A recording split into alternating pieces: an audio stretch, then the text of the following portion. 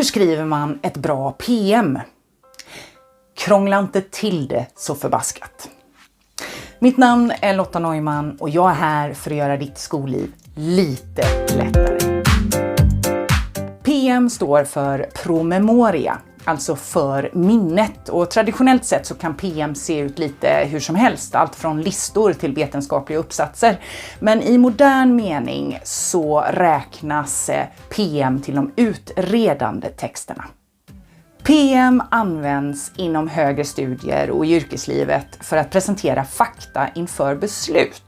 Till exempel kan en fondmäklare basera sitt beslut på vilka aktier som ska köpas in på ett PM. Inköpare kan behöva skriva PM för att motivera en upphandling. Och politiker tar ofta viktiga beslut baserade på PM.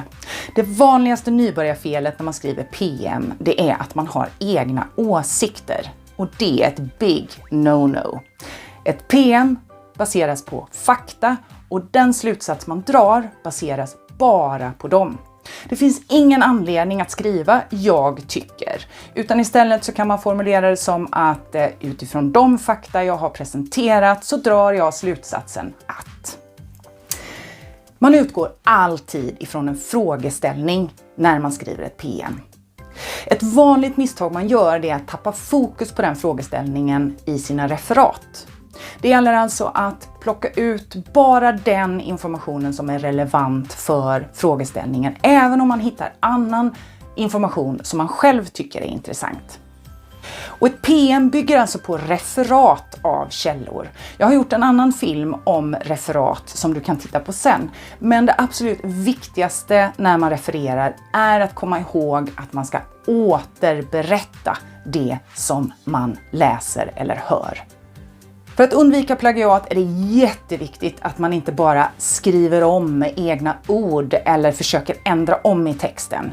Utan det gäller att läsa hela texten med sin frågeställning i bakhuvudet och göra anteckningar i punktform eller som tankekarta och sen bygga sitt referat utifrån det.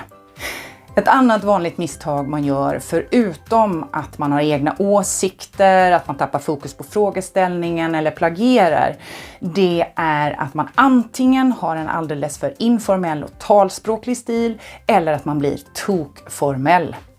Stilen ska vara saklig och korrekt.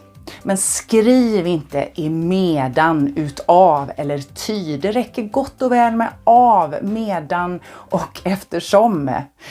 Hur ska man då strukturera sitt PM? Ja, man kan med fördel använda 5-styckesmetoden. I sitt första stycke så presenterar man frågeställningen och på gymnasiet så är det så fiffigt att du oftast får frågeställningen ifrån din lärare. Använd den. Ute i yrkeslivet sen så motsvarar frågeställningen det uppdrag du har fått, till exempel att undersöka en viss sak. I andra stycket så refererar du din första källa och i första meningen så anger du naturligtvis vad det är för källa, upphovspersonen bakom källan och när den publicerades. Det gör man för att visa läsaren att man har gjort ett urval och bedömt källan som relevant och trovärdig. I tredje stycket presenterar man sin andra källa och samma sak gäller här. I PM så gör man ingen regelrätt källanalys utan läsaren litar på att skribenten har gjort ett korrekt urval av trovärdiga källor. Varje stycke kan naturligtvis innehålla information från flera olika källor, men det är lätt att det blir rörigt. Och på gymnasienivå så behöver du sällan använda fler än 2 källor.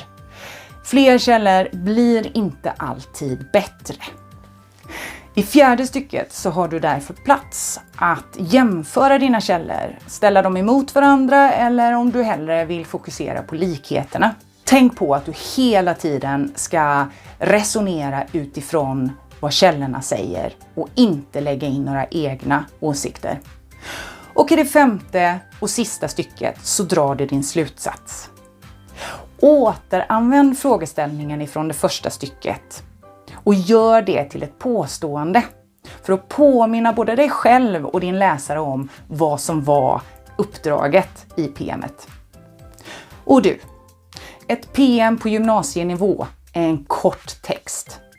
Du förväntas inte skriva mer än 1 till 1,5 sida. Många ord är nödvändigtvis inte bäst. Det gäller att välja rätt ord. Och förresten, bli inte ledsen om du misslyckas första gången. Man lär sig mer av sina misstag. Och du lär dig ännu mer av att träna.